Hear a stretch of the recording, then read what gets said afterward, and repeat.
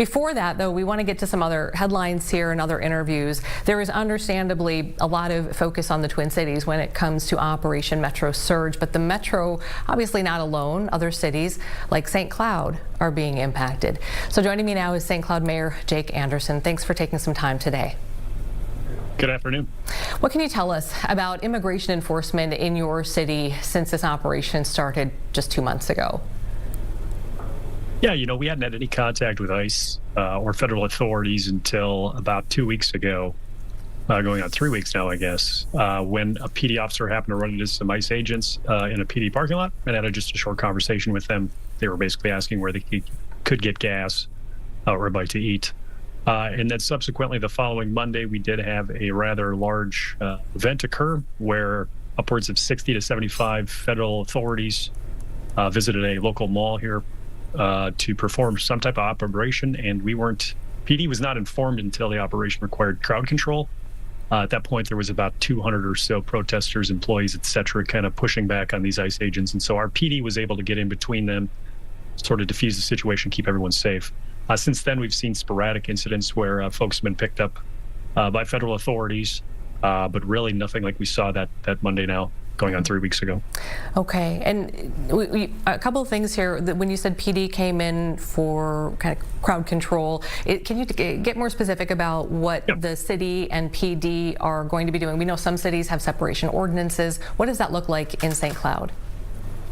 Yeah, in St. Cloud, we've had a community policing agreement since 2005. Our local authorities don't do immigration enforcement. It's not part of our charter. It's not part of the laws that we are in charge of enforcing. It's what the feds do.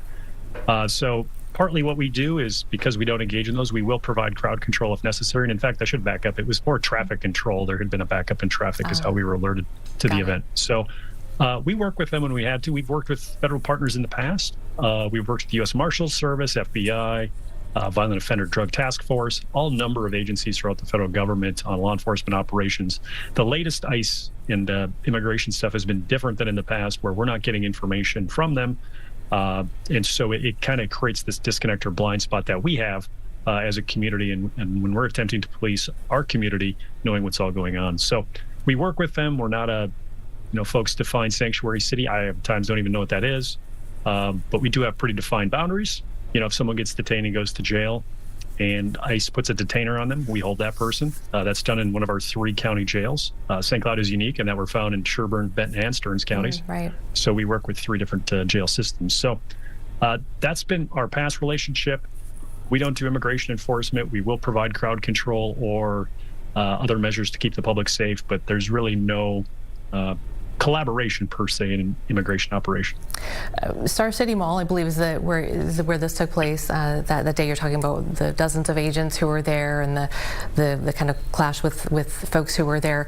I think we spoke with lawmaker Eric Putnam at that time, who was also there, said how he was trying to bring down the temperature, kind of talk with the agents and have conversations there. I'm curious, a lot of Somali-owned businesses there, East African-owned businesses, the folks in that area and others in the community, what are they telling you they're seeing and experiencing? Yeah, I mean, they're experiencing a lot of fear. They're experiencing a lot of the unknown. A lot of them are carrying just different immigration documentation that they may have, passports, even driver's licenses that they have. There's a real sense of fear in the community.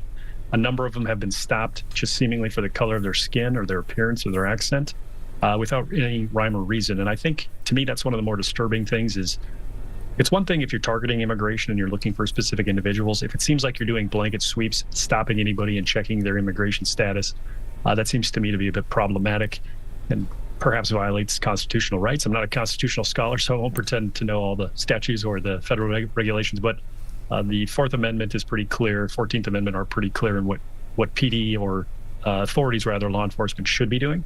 And I think that's still working its way through the courts. Are you seeing what we're seeing here in the Twin Cities with a lot of the sheltering in place and students not going to school, people not going to work, and you're seeing a reflection of that as well in your community?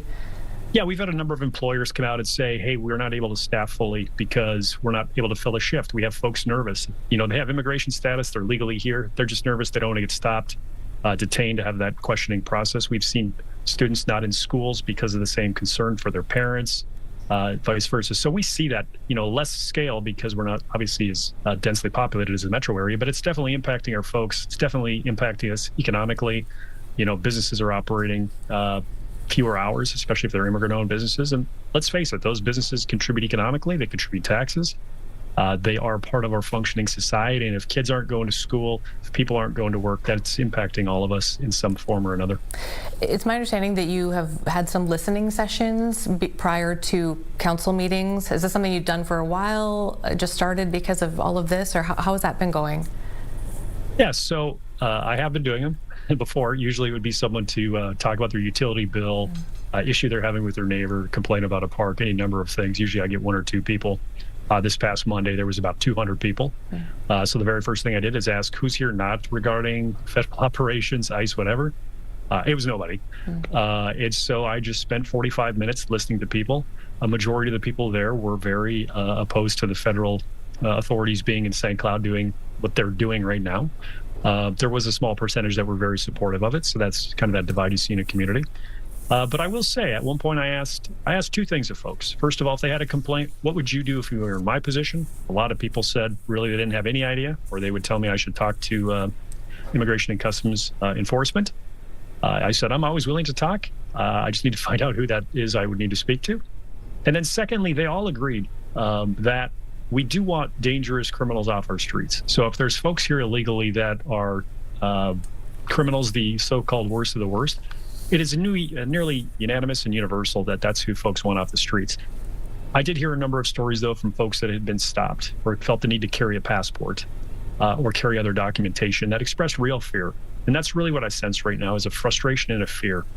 And of course, once you have enough fear build up in the community, you begin to see a lot more anger, especially when folks aren't able to do anything. And unfortunately, especially those of us at the local level, our hands are pretty tied, right? We have limited authority.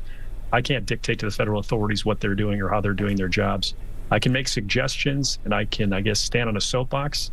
But at the end of the day, what I'm trying to do is keep our community safe, keep it as calm as it can in sort of these perilous times. All right, Mayor Anderson, thanks for taking some time today, giving us a little glimpse into what's happening in St. Cloud right now. We really appreciate it. Thank you. All right, take care.